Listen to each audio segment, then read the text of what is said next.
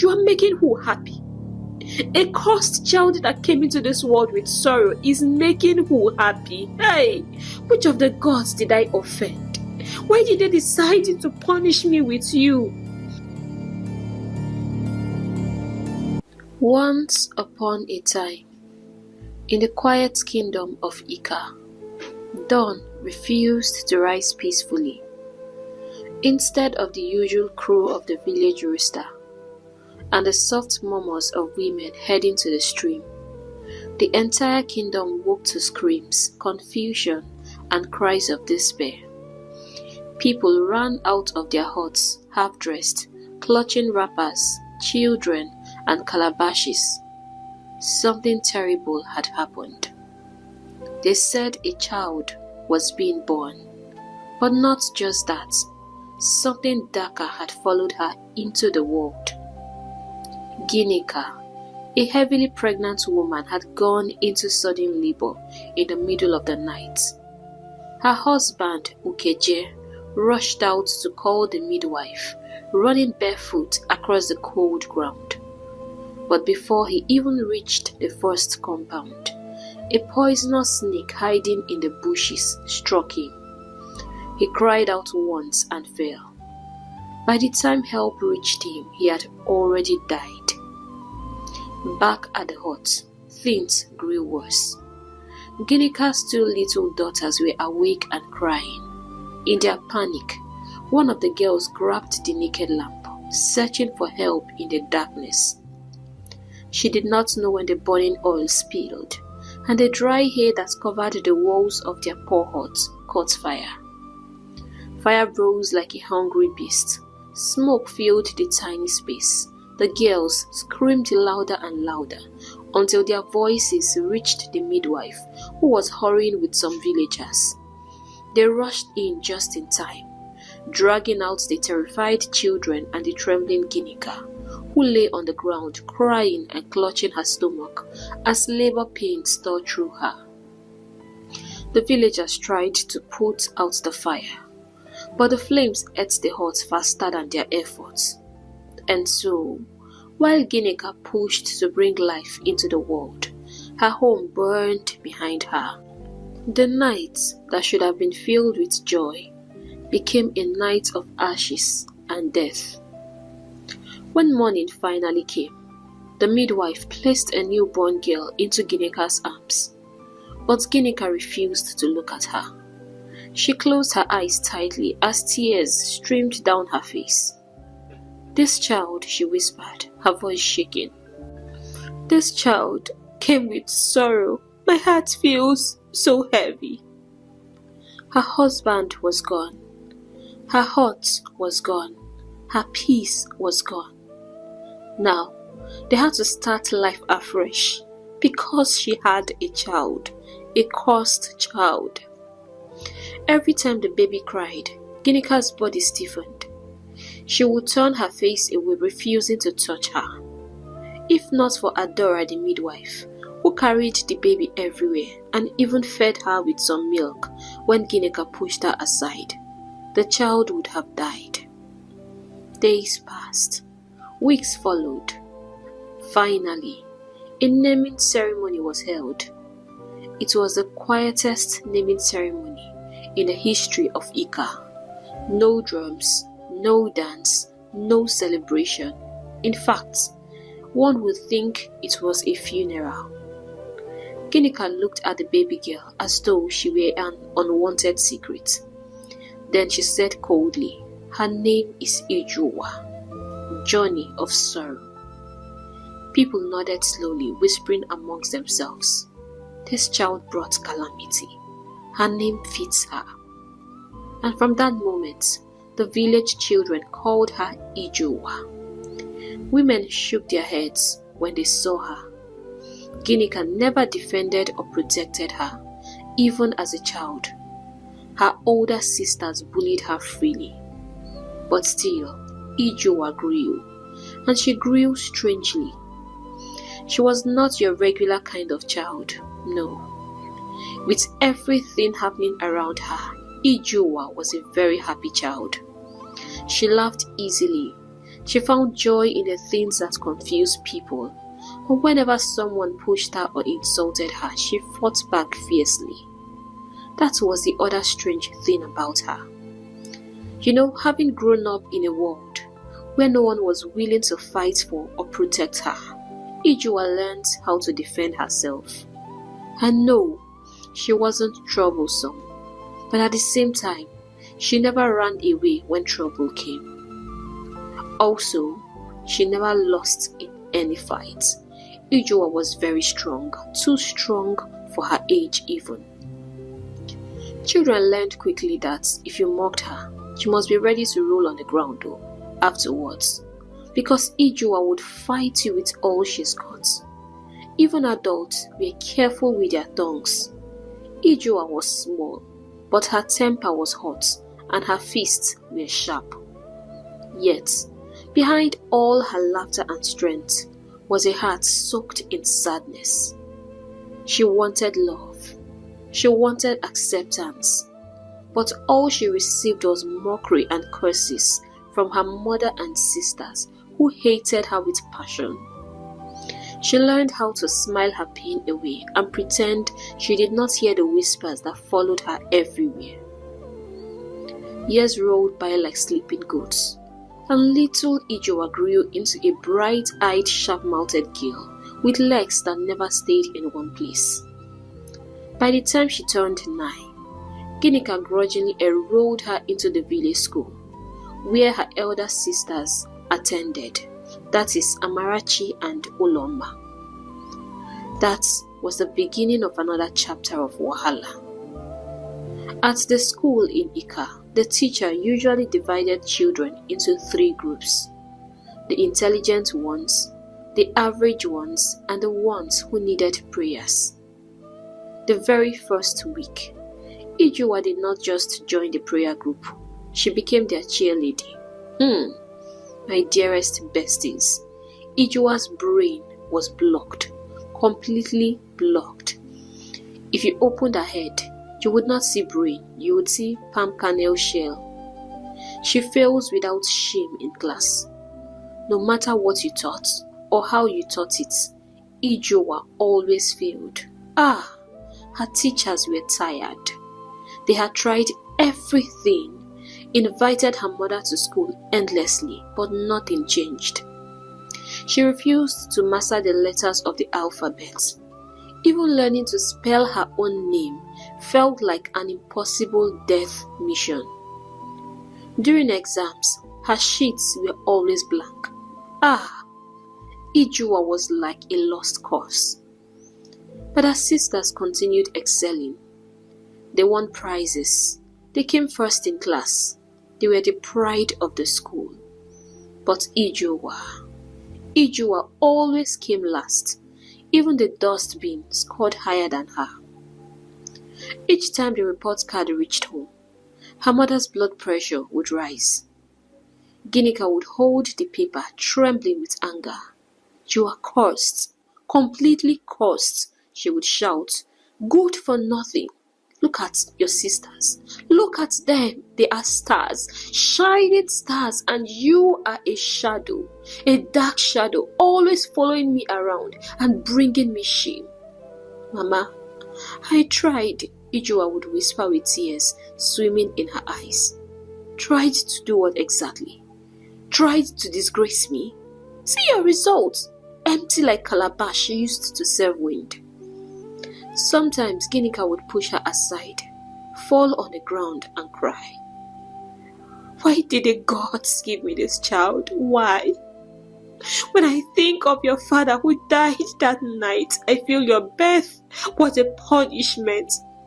Why didn't you just die when I conceived you? You are a very useless child to me." Those words went into Ijua's heart like hot needles. But she never talked back. She listened. She cried silently. Then she wiped her tears with the back of her hand and forced a smile so no one would know how much she hurt. But as years passed, Ijua continued to fail and repeat classes. The villagers had already nicknamed her class captain because year in, year out she remained in the same class while her mates moved to a higher class. After failing too many times, Ginika finally shouted one morning, "I cannot continue to waste my money again. School is not for you. Stay at home, do housework. Maybe the gods will pity you one day." And that was it. From that day, Ijua stopped schooling and became the family maid. She did all the house chores. She swept, she washed plates, she fetched water from the stream, she cooked, she massaged her mother's legs. She even fanned her sisters when heat became too much. And yet, she did it with her whole heart. It hurt her that she couldn't be a good student at school, that she couldn't make her mother proud. So whatever she was asked to do, she always did. Maybe if she did enough, her family would finally learn to love and accept her.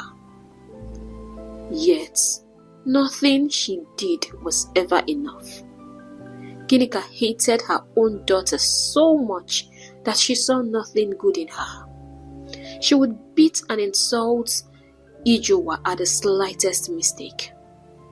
She would even go to the market and buy things for her other daughters. But to Ijua, she would always say, "I can't spend my hard-earned money on a cursed child like you." Ijua saw it all. She watched her sisters sit and laugh with her mother while she was being treated like an outcast. But even in the middle of all the suffering, there was one place where Ijua's heart found peace. Every evening, the village children gathered under the big udala tree in the village square. And there, sitting in the middle like a queen, was Ijua. She told stories, she cracked jokes. She made them laugh until they rolled on the ground, begging her to stop. "Let me breathe first, let me breathe," the children would shout, tears of laughter in their eyes. And for a few minutes every day, Ijua forgot she was unwanted, forgot she was mocked at home, forgot she was called good for nothing. In that small circle of happy faces, Ijua felt like someone special, someone loved. Years passed, and Ijua blossomed into a stunning maiden. Her skin glowed like morning palm oil, her waist was shaped like a talking drum, and her smile could melt anger. But to Ginika, none of this mattered. Beauty without achievement was a waste. Fine face could not cover shame. As far as she was concerned, Ijua was beauty without essence. Every single day, Ginika reminded her, "You are useless, completely useless. A child that the gods used to test my patience." If Ijua fetched water, she complained the pot was not full. If she swept the compound, she said the broom did more work than her. If she cooked, Ginika declared the food tasteless, even when the neighbors were licking their fingers. Nothing she did pleased her mother. One evening, as the sun melted into orange and gold, Ginika returned from the market. She expected to see Ijua pounding yam or washing plates, but lo and behold, what did she see? Under the big udala tree beside their hut, a full crowd of maidens were gathered. Not just sitting though, they were rolling on the ground, kicking their legs, holding their stomach, as laughter burst out of them like firecracks. And who was in their middle? Ijua, sitting proudly with her legs crossed like a village cheerleader. Her hands flew everywhere as she told a story, her voice high, her eyes sparkling. Ginika froze, her jaw dropped, her eye twitched. "Chineke, what am I seeing?" she shouted. Before anyone could answer, she grabbed the first stick she saw and charged forward. "Scatter, all of you, to your houses, useless girls. Is this what your mother sent you to do? To come and learn nonsense? What does she know she's teaching you? Annual fear. The maidens scattered like chickens chased by hawk, still laughing as they ran. Some even fell and got up again because their legs were weak from laughter. Ijoa stood up slowly, her smile fading. "Good evening, Mama." "Good evening, we'll kill you there," Ginika barked. "Look at you, useless girl, good for nothing. See what you are doing with your life, entertaining the whole village like you're some court clown." "But Mama, I was only making them happy. I have finished everything you asked me to do." "Ta, shut up," Ginika thundered, dropping the stick and raising her hands to the heavens dramatically. "You are making who happy?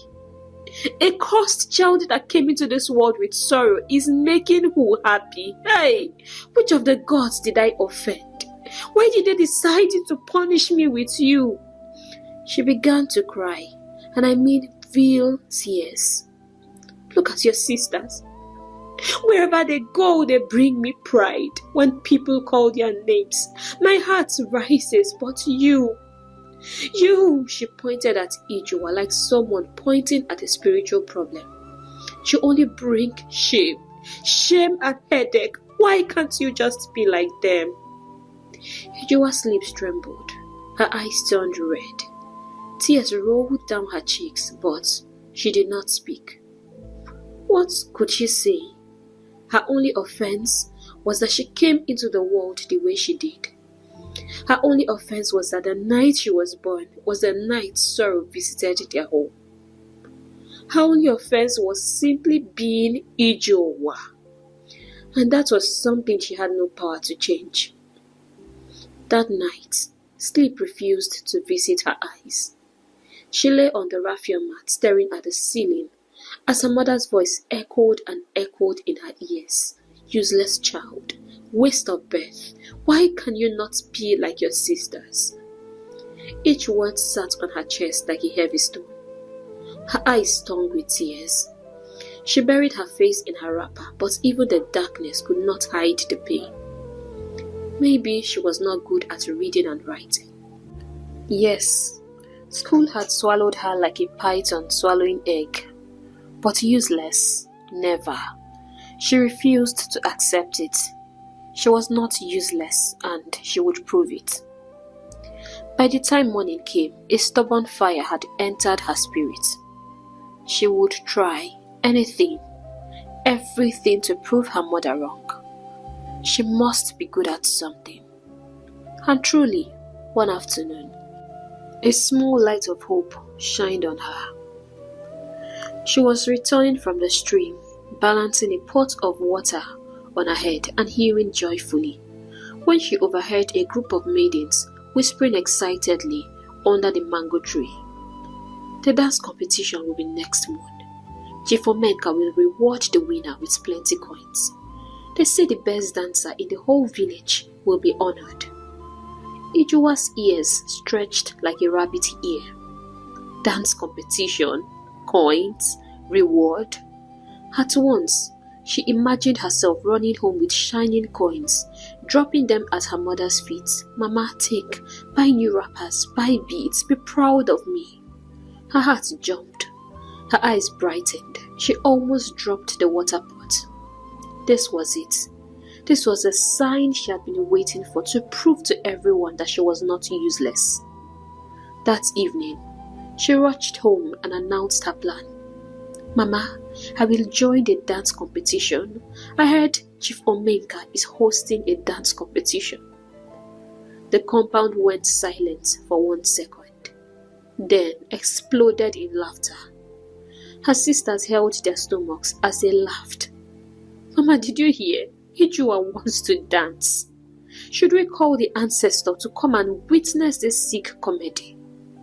Even Ginika laughed a wicked laugh. But Ijoa was not discouraged. She folded her arms and announced boldly, "I will dance. I will win, and you all will see." They laughed again, louder this time, but her spirits did not shake. From that day, she practiced morning, afternoon, evening. She danced in the backyard. She danced beside the stream. She danced while pounding yam. She even danced in her sleep. The goats in the compound would stand and watch her with confusion. Finally, the day came. The villagers gathered at the square. Drummers beat their talking drums. Maidens danced like leaves blown by wind. They twirled, bent, jumped, they flowed. Then it got to Ijoa's turn. Ah, besties, if you were there that day, you would still be laughing till today. Ijoa marched forward confidently, shaking her shoulders like a warrior about to go to battle. The drummers looked confused, but began to play. Immediately the beat started. Ijoa's body scattered. She jumped, she shook, she twisted, she spun. Her head faced east, her waist faced west, her legs faced north, her spirit faced south. At one point, she threw her hands up like she was calling thunder. At another point, she rolled on the ground like a stubborn yam refusing to be peeled. She even ran in circles, shouting as if she was fighting invincible demons. The drummers could not keep up. One drummer dropped his drum and started laughing. Anelda removed his glasses and cleaned them because he thought he was hallucinating. Children lay flat on the ground, kicking their legs. Even the chief turned his face away so she would not see him laughing. By the time she finished, the crowd was wiping tears of laughter, but no coins were awarded, only shame. When Ijoa walked home that evening, her mother and sisters were waiting. Ginika hissed loudly, "Welcome, our new village clown. You have decided that the only thing you will do with your life is continue to embarrass us and drag our family's name into the mud." Her sisters clapped mockingly. "That's for us again. Oh, okay, do that part where your legs were fighting themselves." Ijoa swallowed her tears and walked inside. But the mockery did not stop there. Everywhere she went, the villagers teased her. "Ijoa, show us your thunder dance. Do that twist again. Are your legs okay now?" One afternoon, a maiden passed by and said loudly, "When next you want to dance, warn us so we can stay far away." Ijoa turned slowly, her eyes narrowed, her fists tightened. "What did you just say?" she asked. Before anyone could say sorry, she pounced on the maiden and gave her the beating of her life.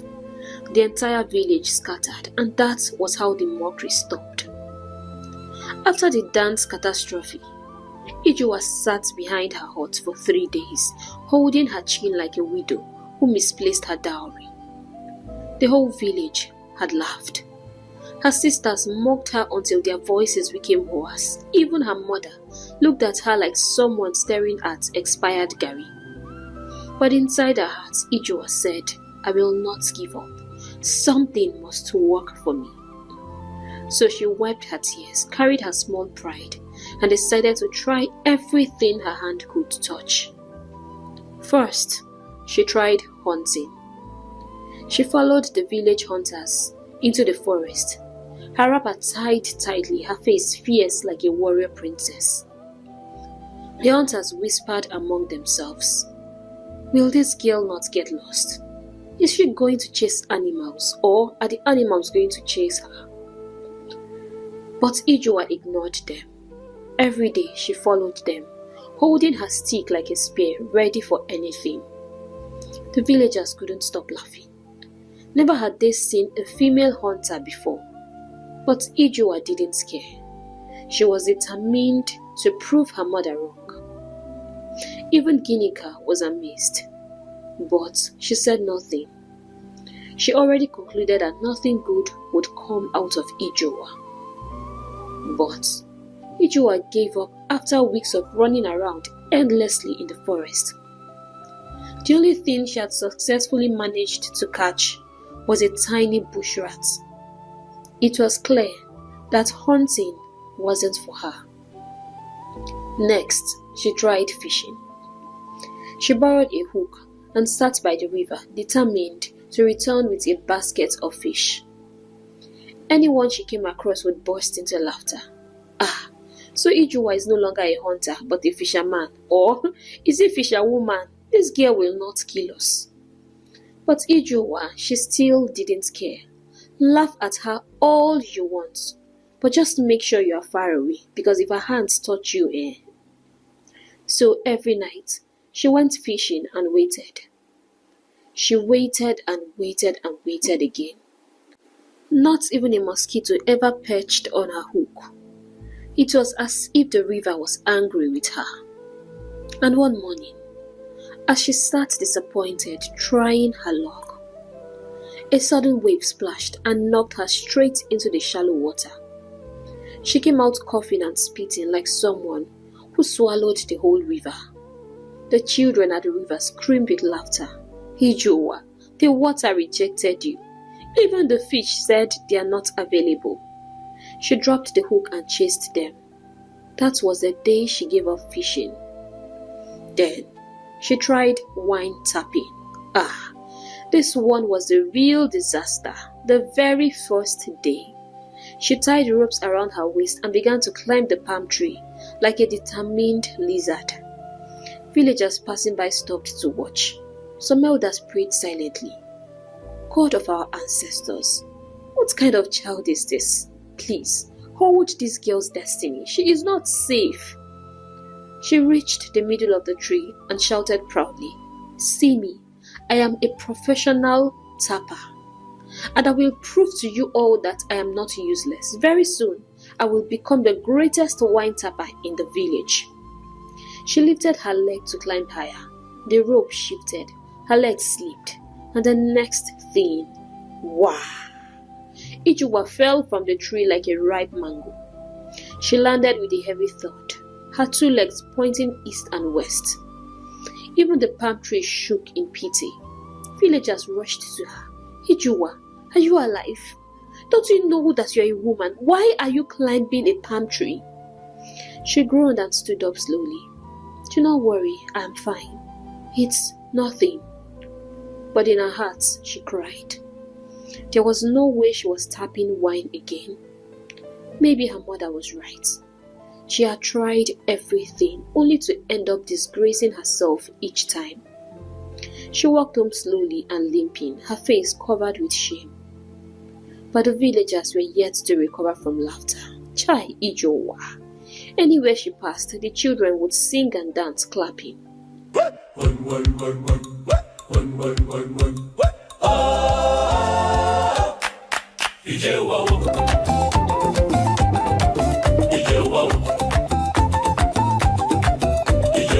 Come and see Wonder Road. Anything she tries to do turns to pure confusion. Ijewa, Ijewa, Ijewa, our sister of laughter, jack of all trades, master of nonsense. Ijewa went hunting. She caught only rat. She went to the river. The water chased her back. She ran from the street with soaked and trembling. Village children shouted loud, "Sister, please do not go back." What? Oh, Ijewa, Ijewa, Ijewa. Come and see Wonder. Anything she tries to do turns to pure confusion. Ijewa, Ijewa, Ijewa, our sister of laughter, jack of all trades, master of nonsense. She climbed the palm tree to tap the sweet wine. She said, "Today I must succeed. This destiny is mine." But the rope shifted fast, her body turned like bark. She fell down with heavy sound, landing like stubborn sack. Ho, ho, ho. Ijewa, Ijewa, Ijewa. Come and see Wonder. Anything she tries to do turns to pure confusion. Ijewa, Ijewa, Ijewa, our sister of laughter, jack of all trades, master of nonsense. wow. Wow. Wow. The children would scatter immediately because they knew she might chase them with fire in her eyes. One day, a bold child sang it so loudly. Ijua dropped her calabash of garri and began to chase him. The boy screamed and ran as if his future depended on it. He escaped, but only because the gods remembered he was still young. Still, she refused to allow her failure weigh her down. She told herself every morning, "My mother will not call me useless forever." But the truth remained. Every effort brought only more shame, more gossip, and more mockery. And yet, in all the chaos of her failed attempts, something strange was happening, something she did not notice. The villagers were beginning to love her. Her stubbornness, her resilience, her foolish courage, her ability to make people laugh, even without trying. By the time the moon had leaned over Ika for many seasons, one thing became clear. Ijua might fail at hunting. She might disgrace herself at dancing.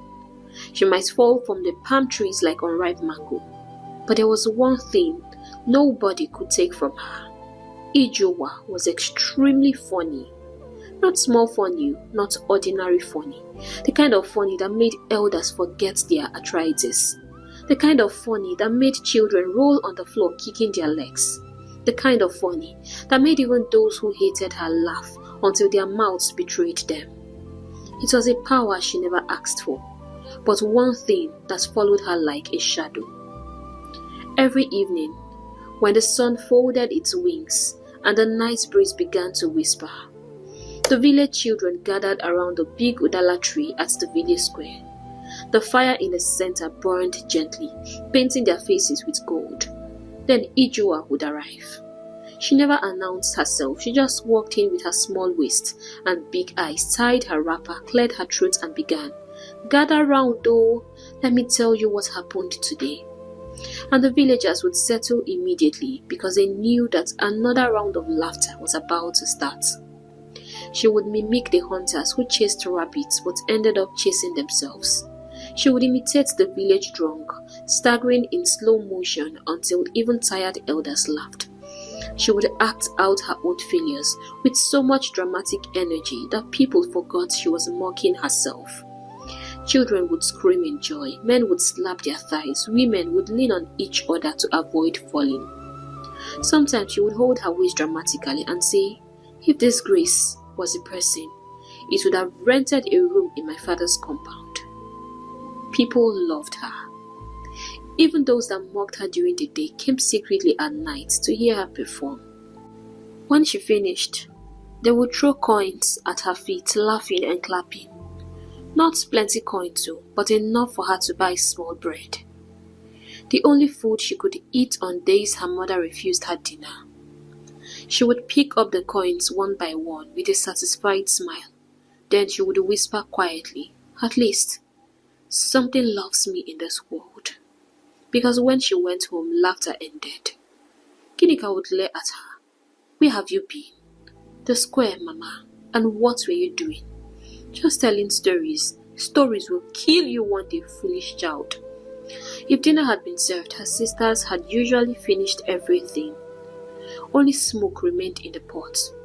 So Ijua sat outside with her small bread, chewing slowly as she stared at the stars. Some nights, the stars seemed to laugh with her. Other nights, they felt like witnesses to her loneliness. She had only one joy, one comfort, one safe place. Laughter. Laughter was her blanket. Laughter was her only friend. Laughter was the medicine she used to cover all the wounds nobody saw. The villagers adored her. They looked forward to her jokes. They claimed she carried the spirit of joy. But deep inside her chest, in a corner no one could see, Ijua hid a quiet truth. She was laughing to stop herself from crying. She was entertaining the world while begging the gods silently, "Please give me one thing, just one thing I can be good at." If only she knew. One morning, the kingdom of Ika woke to the sound of drums.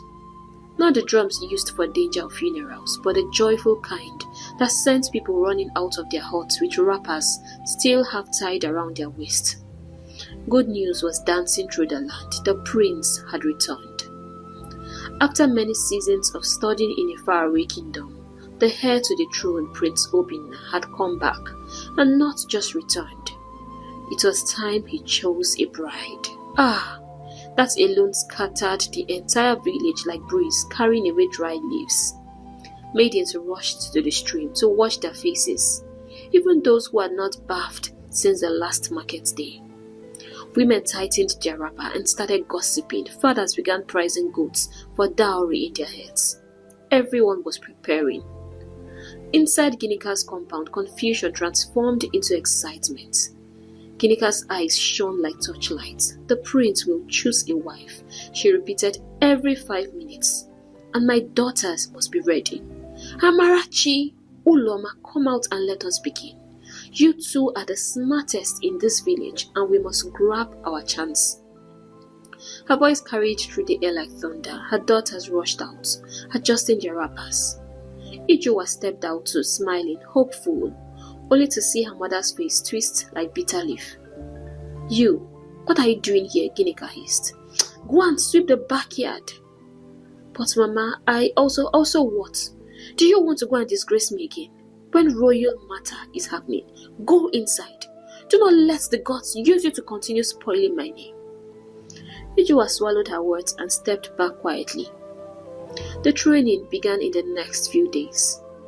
Ginika brought in a well-known cook to teach her girls how to prepare royal delicacies. Uloma carried the spoon like a queen. Amarachi stirred the pot like someone stirring worlds. Ginika clapped proudly. But whenever Ijowa passed by holding a broom, Ginika shouted, "Move from here, don't bring your bad luck here." When they were done with their cooking lesson, Ginika moved into walking lessons.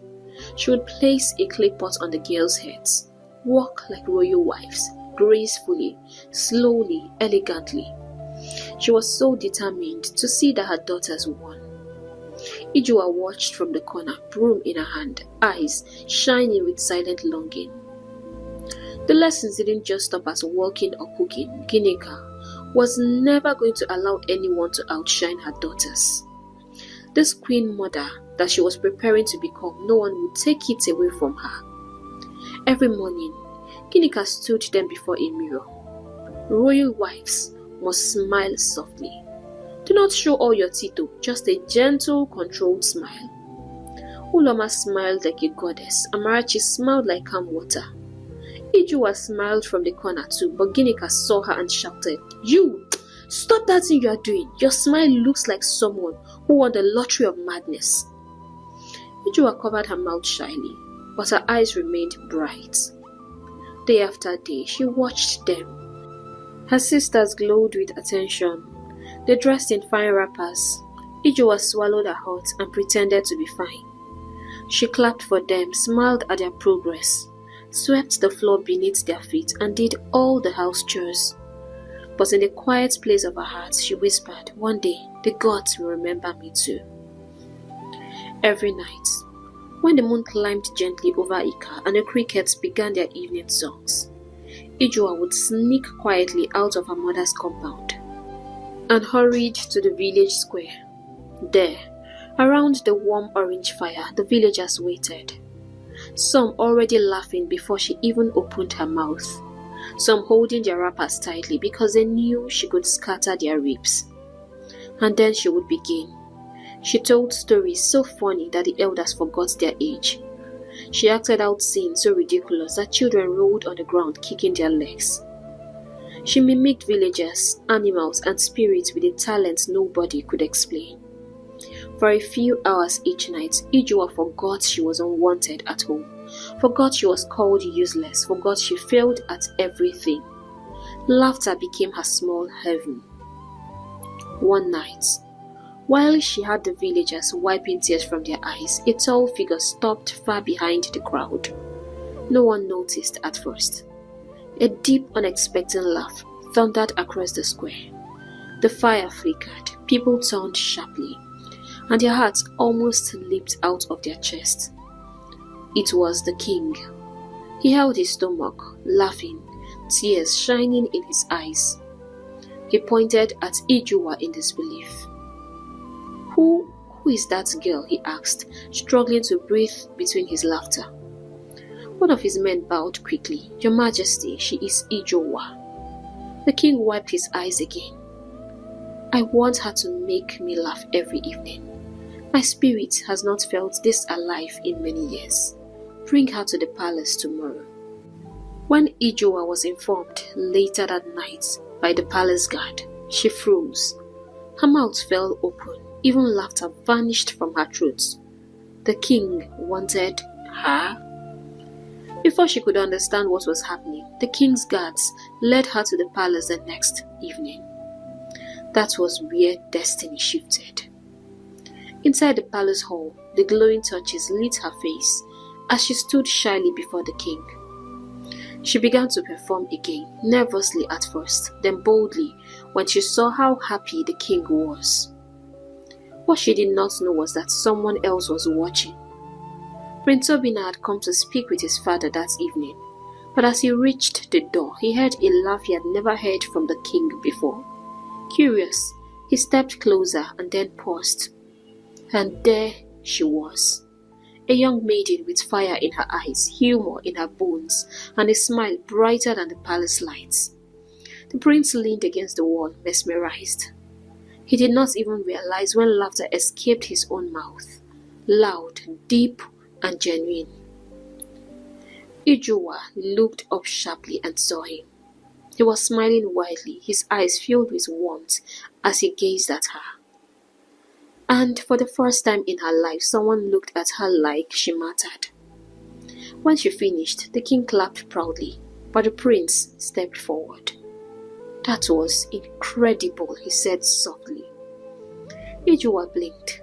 Incredible? Yes, he smiled. What you have is a gift. Do not let anyone tell you otherwise. Her heart trembled. No one had spoken such kind words to her. No one had ever called anything in her life a gift. She almost asked him if he was sure he was talking to the right person. From that night, the palace became her new stage, and the prince became her quiet admirer, drawn to her joy, to her light, to the warmth she brought everywhere she entered.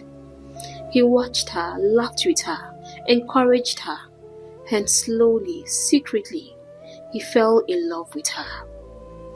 As the months passed, something soft and unexpected began to grow between Ijuwa and the prince. What started as an evening laughter became warm conversations. What began as jokes in the king's palace turned into long walks through the royal garden. Prince Obinna found peace in her presence, peace he had never found anywhere else. Sometimes he would sneak away from his royal duties just to hear her speak. Other times, he would pretend he came to see the king, but everyone knew where his feet would eventually carry him, straight to the girl with the bright eyes and the laughter that melted stone. Ijuwa did not understand what was happening. She only knew that when the prince sat with her, time moved like lazy water. One evening, after she had made the king laugh until he wiped tears from his beard, the prince pulled her aside as they took a walk around the palace, which had now become their normal routine. You have a gift, he told her softly, the kind of gift that can lift the spirit of a whole kingdom. You would make a wonderful jester. Ijuwa frowned, confused. Jester? What is that?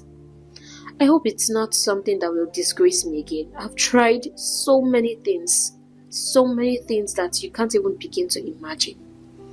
The prince laughed gently. No, not disgrace. A jester is someone who brings joy everywhere she goes. Someone whose presence is like sunlight. Ijuwa's heart trembled. Sunlight, huh? Their friendship deepened. The prince found himself thinking at her at odd hours, while eating, while holding meetings, while pretending to listen to his advisors. Sometimes he flirted with her in small ways. You know, Ijowa, if laughter was a person, it would look like you. She would blush and look away quickly. But even as she pushed the words aside, her heart fluttered. Still, she kept it a secret. She never told her mother, never told her sisters. She never even hinted to the villagers that she had come close, very close to royalty. She feared that if people knew, everything would scatter. And she feared one thing even more. If the prince married another maiden, their friendship might be lost forever. Meanwhile, back in the village, every maiden was preparing like their lives depended on it. The talk everywhere was the same. I will be the prince's bride. No, I will be. If he sees my waist there, he will faint. They walked around proudly, fixing their wrappers and practicing their smiles. Even Ijowa's mother joined the madness. My daughters will make me proud, Ginika bragged. Between Amarachi and Uloma, the prince must choose one. Look at their beauty, look at their grace. This royal family is ours already. I have prepared my daughters very well. Ijowa sat in the corner, swallowing her emotions quietly. The dance competition was coming closer. The day the prince would choose his bride. Ijowa liked the prince, truly. But she believed she was unworthy of him. A village girl born into sorrow. A girl whose mother called useless. A girl who failed everything she tried. What business does she have with the prince? And yet, her heart whispered something different. But fear always whispered louder. As the day of the great event drew closer, tension in the kingdom thickened like ogbono soup. Everyone was waiting, preparing, dreaming of becoming the prince's chosen bride. But Ijowa's mind was in another place entirely. That evening, after making the king laugh until he started coughing, Ijowa packed her things to leave the palace. She bowed to the king respectfully. And just as she reached the door, she heard a familiar voice call her softly. Ijowa. She turned. The prince stood there holding a beautifully carved wooden box. He walked towards her slowly, his eyes warm in a way that made her heart lose its balance. Ijowa, he said gently, I will be choosing a wife tomorrow and I want you to be there. She blinked, unsure if she heard well. Me? Your Highness, I feel honored, but I'm not. He raised his hand to stop her. I specifically chose this outfit myself.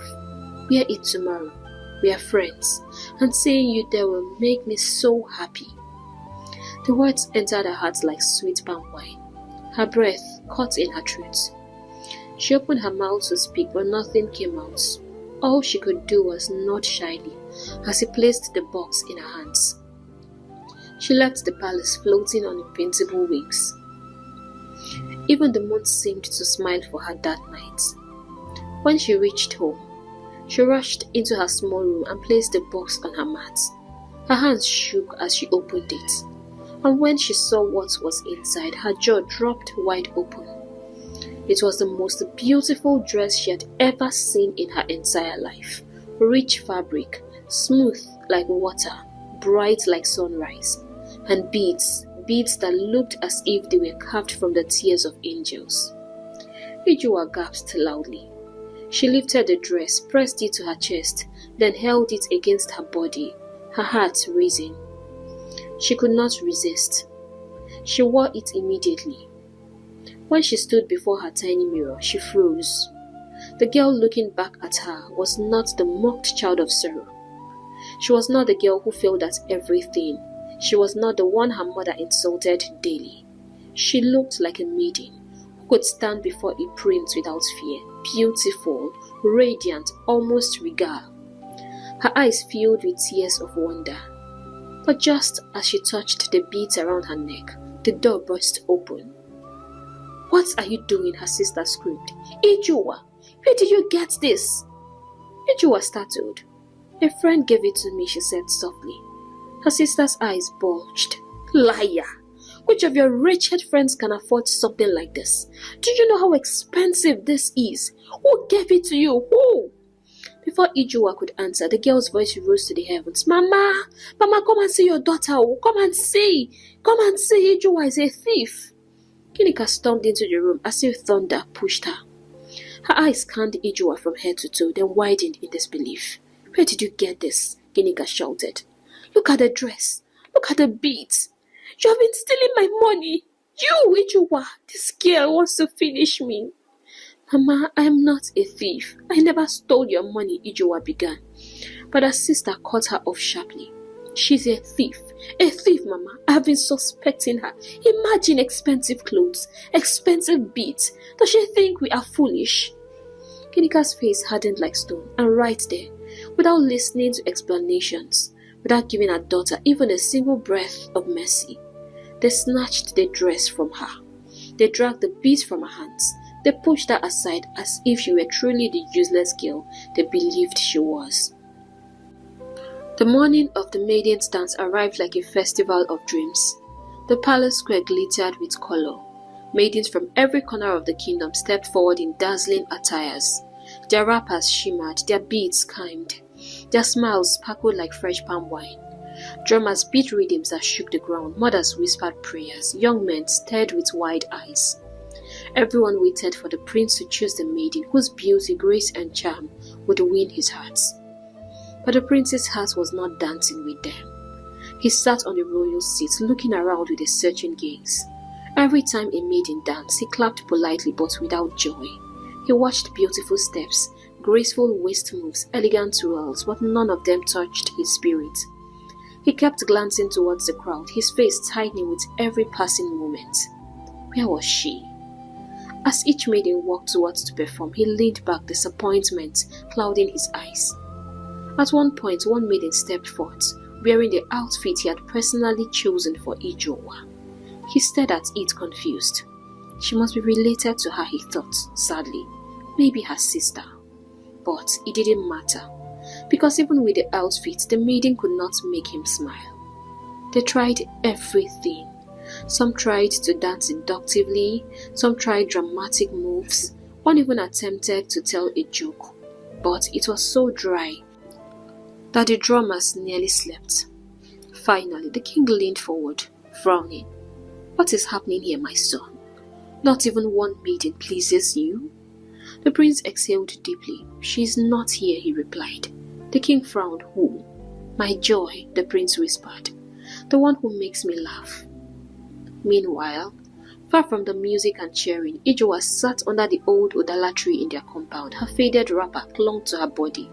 Her eyes were swollen from crying. She remembered his words. Seeing you that day will make me happy. Her heart squeezed painfully. She wiped her tears quickly. No, she would not disappoint him. She washed her face with cold water, straightened her worn clothes, and took off running towards the palace. She would explain later. For now, she needed to be there. When she arrived at the palace square, she did not enter immediately. She stood quietly at the corner, breathing hard, watching from the shadows. She saw the disappointed prince. She saw the confused king. She saw the maidens wiping sweat from their foreheads after fading woefully. The prince looked so sad, like a man searching for something precious he had lost. Her heart broke. Finally, when the last maiden finished dancing and the prince began to rise from his seat, Ijua gathered her courage. She stepped forward and lifted her voice. Let me try. Give me a chance. The sound traveled across the square like a spark. The prince froze. That voice. He turned sharply, eyes wide. The villagers burst into laughter at once. Ah, Ijua again. Trouble has come. Kinika's face twisted like bitter cola. This girl will not stop disgracing me. Who brought her here? Who? Guards rushed forward to stop her, but the prince lifted his hand immediately. Allow her. The guard stepped back. Ijua walked into full view. The prince's face brightened instantly. His disappointment melted away like morning dew under sunlight. Gasps filled the square.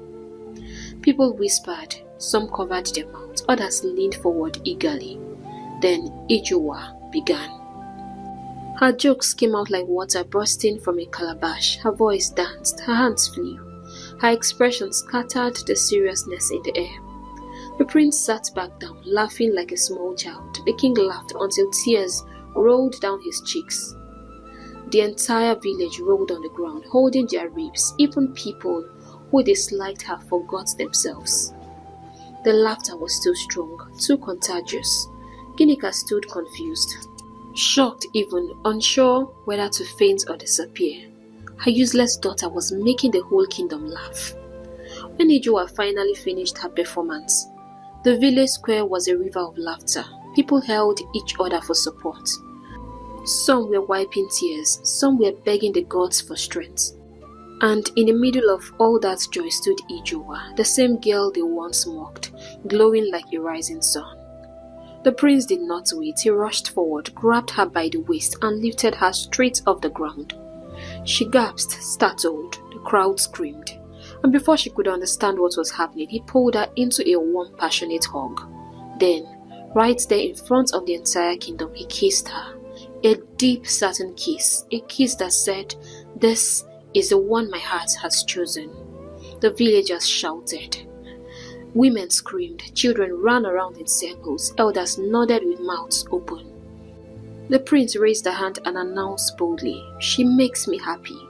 She brings joy into my life, and for that, she is the one I choose." Silence fell for one moment, then an eruption. Cheers, drums, clapping, shouts of joy. Everywhere echoed with her name, Ijoa, Ijoa, Ijoa. The villagers who loved her rushed forward, hugging her, dancing with her, lifting her as though she were already queen.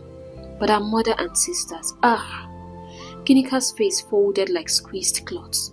Her sisters stood frozen, their mouths wide, their pride shattered like broken palm kernel. Tears of shame filled their eyes. This was the girl they called useless, the one they mocked, pushed aside and treated like trash. Now, she was the prince's chosen one. They bowed their heads in regret and slowly slipped out of the celebration, unable to face the joy around them. Drums continued, dancing intensified. The kingdom of Ika celebrated the girl who rose from sorrow to glory. Years later, Ijoa did not just become the queen. She became one of the greatest female jesters the entire Eastern kingdoms had ever known. Kings invited her. Villages begged for her presence. People traveled long distances just to hear her speak. Her laughter healed hearts. Her stories brought unity. Her humor became a treasure. And beside her, always smiling, always proud, was her beloved husband, King Obinna. Together they ruled with joy, kindness and wisdom. And Ijoa, once called the child of sorrow, became the woman who filled her kingdom with laughter. Hey besties, we've come to the end of this amazing story, and I hope you enjoyed it as much as we enjoyed making it. I would love you to share your thoughts in the comments section.